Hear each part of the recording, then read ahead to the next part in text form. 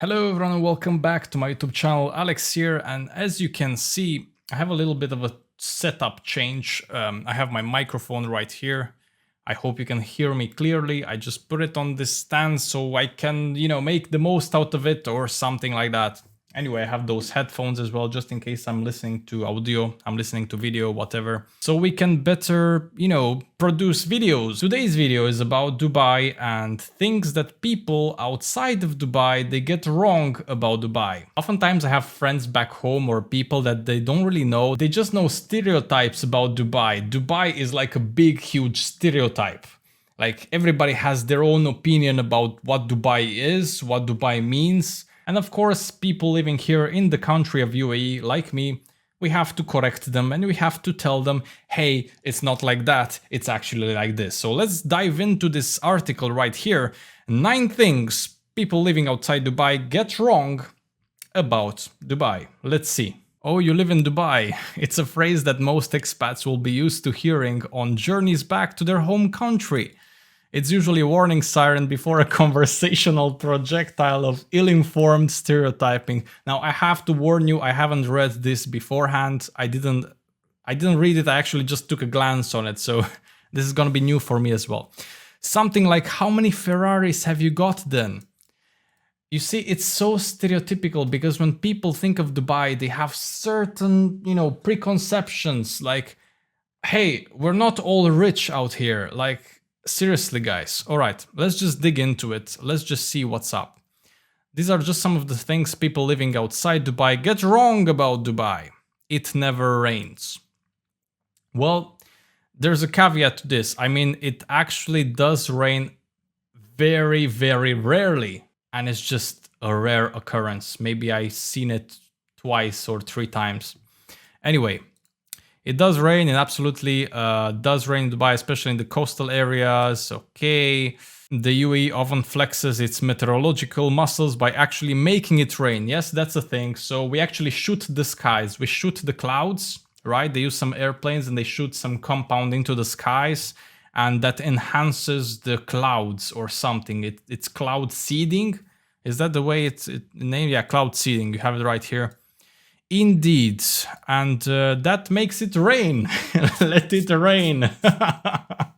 It is raining indeed here in Dubai, right? The UAE performs about 1,000 hours of cloud seeding on average each year. That's a lot. That's a lot of, money and hours spent on, making it rain. I just can't make it rain. Anyways. Okay, so the second one, which I really want to put an emphasis on because it's driving me nuts. It's annoying me, to be honest. Dubai is a country. Ladies and gents, damn, Dubai is not a country. Dubai is the city. I said this many times before in my videos, but people, they don't listen. Dubai is the city. UAE, United Arab Emirates, is the country. The capital is not Dubai, the capital is Abu Dhabi. Why is it so hard to understand? Why? Anyway, I hope you understand why am I so disturbed. We might be living in a more interconnected world now, and indeed one where almost the full accumulated sphere of human wisdom can be accessed via a few taps of a smartphone. Exactly, ladies and gents. Whoever wrote this article, I like the way they, I like this. I really like this. But for some at least, it really doesn't seem to have translated in an increased likelihood of picking up that blue pie in Trivial Pursuit. Wow. I don't really know who wrote this article, but blue pie in Trivial Pursuits. Okay, that's interesting. Interesting choice of words. Anyway, the point is here, stop confusing the things. Dubai is just the city. Yeah, it's big. Yeah, it's beautiful. It's the biggest in the country and is the most prestigious. But the capital is Abu Dhabi and the country is named UAE. That's it. End of story. Okay, the third thing right here we have, it's expensive. So it is believed that because it's Dubai, it's very expensive. And of course, I kind of agree with that. To be honest, life gets more expensive nowadays everywhere. No matter where you are, you will find life to be more expensive. You have inflation nowadays. You have the destruction of middle class across the world, right? And yeah, things are getting more expensive, and UAE, of course. But it's not always the case. It's not like you have to spend a fortune just to have a coffee. So let's see what they say here. You can spend the day on the most... You can spend the day of the many immaculate public beaches for absolutely free. That's true. That's true. Now, please, ladies and gents, if you haven't been on a free beach in Dubai, I recommend it. Same as with Abu Dhabi. You can just go on any beach and just chill, relax, walk. It's free. And it's nice as well. You can pick up a 6 dirham shawarma for lunch or any number of 15 biryanis. Yeah, true. I mean, there is cheap options. Now, obviously, if you want a view, if you want to have a nice view, seaside view, and if you want a nice, place with fancy stuff and, I don't know, drinking and partying and stuff, now you may run into some issues there. You'll have to pay quite a lot of money, but simple things, you can really do have them cheap. And yeah, fountain shows, that's free as well. Yeah, you can get big change back from 50 dirhams to Global Village. Oh, I didn't know it's 50 dirhams. Okay, Global Village. I have to go there. I haven't been yet, but anyways. There are cheap things to do in the United Arab Emirates. There are cheap foods to eat. You can find bargains. There are some supermarkets that offer a cheaper alternative. So yeah, I kind of agree with the article here. Not everything is super expensive. All right, another one here. There's no green. I've talked about this in previous videos as well.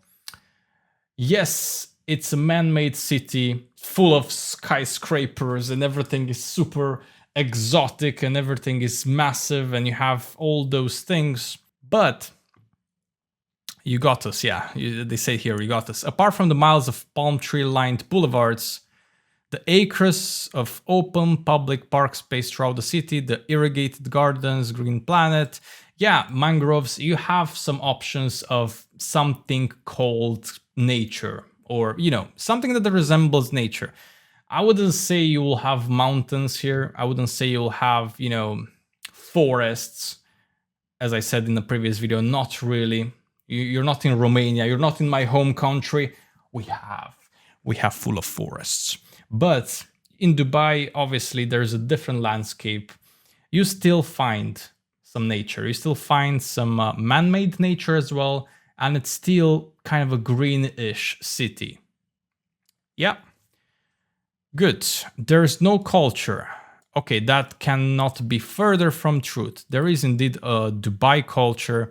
Absolutely. If you're looking for a new clutch bag and you spend the entirety of your search in the microwave section on jumbo electronics, you're unlikely to secure that swag. Now, I have no idea what they're saying here. I don't know what those words mean. Maybe because I'm from Abu Dhabi.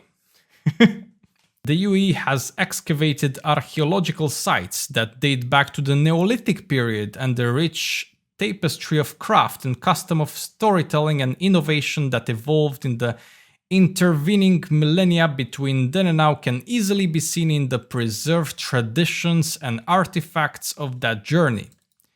Okay, that's cool. You can interact with fascinating examples of this as well as talk with charismatic experts on Emirati culture and places like Dubai's Al Fahidi district, all of those things indeed. Add to that Dubai's thriving art scene.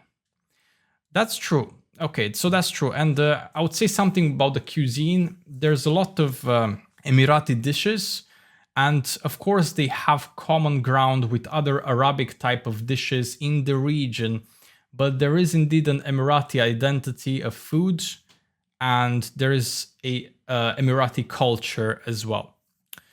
I like the Emirati sweets especially, but don't tell anybody. The local music ecosystem spans the gamut of underground to homegrown pop stars. And the museums of the past, museum of the future, and museum of selfies.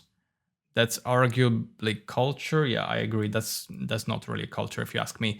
Anyways, if you have the impression that Dubai has no culture, it's probably because that's what you want to believe, which ironically, it's a singularly uncultured way to view this part of the world.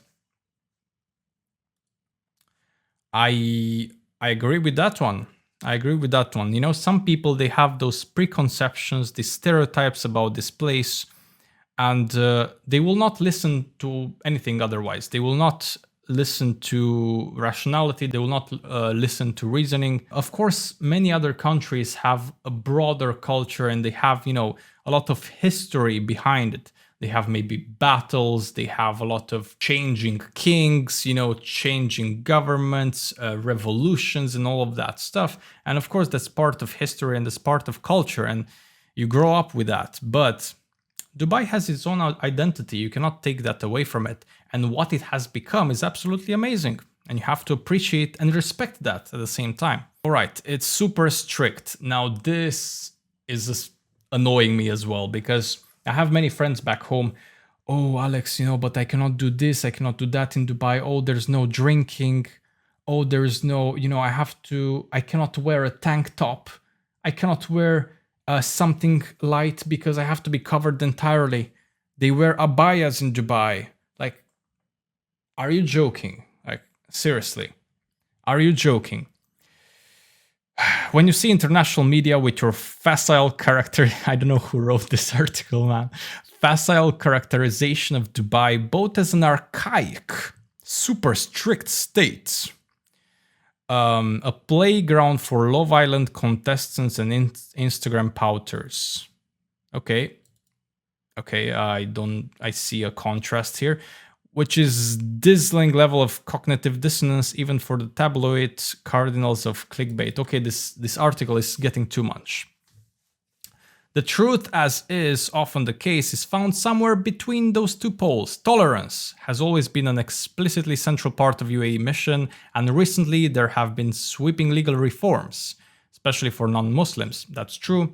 Unprecedented in the region, relating to subjects such as divorce, cohabitation, possession of narcotics, and children being born outside of wedlock. So basically what they're telling you, what they're trying to say is that it has becoming more open to those kind of things. You can now, you know, cohabitate legally, if not in a marriage, which before was not really a thing. You can have children out of wedlock, I think with some other regulations for that, but still. So, you know, religious freedoms are protected with worship spaces permitted. Dubai even builds churches, builds Hindu worship spaces like Buddhist temples. Like they build those things for the people coming here to have space to worship. It's a Muslim country, but they support other religions. If that's not tolerance, I don't know what is. And of course, it is ranked as one of the safest places on earth. So yeah, this whole super strict thing, this is a thing of the past, maybe like 25 years ago or something. Yeah, maybe things were more strict back then. You did have to address more conservatively and, you know, be aware of your surroundings. But nowadays, not really. You can wear your tank top. You don't have to wear your abaya. Don't worry. You can drink, but just don't drink on the street like an ass, you know. Be aware of your surroundings. Be respectful to other people, you know. But you can go out, you can get drunk. It doesn't matter, you know. Just be respectful. That's all. Everybody's rich. Now this is a big one. I don't know why people think everybody's rich. Everybody that lives in Dubai is wealthy. That's such nonsense. There's people of so many brackets of income and, you know, levels of income. You obviously have the lower bracket, then you have, you know, middle income people. I consider myself a middle income person, actually. And then you have obviously the wealthy people, you know, people that have a lot of money, people that come from abroad. You know, you have the Emiratis, the local people. They are very good, you know, they have plenty of cash at their disposal. All right, a fun fact for those of you living outside Dubai: the banks here send us a text message every time we use our debit or credit cards. That's true. The accumulated the accumulated live feed can make for somber reacting after a night on their town or those dark hours leading up to a payday. Yeah, definitely, definitely. The Michelin star restaurant, the beach clubs, the theme parks and VR hubs, the cafes, safaris. You can save money here. We've heard rumors that indeed many people do, but it's also a great place to spend. Life is for the living after all.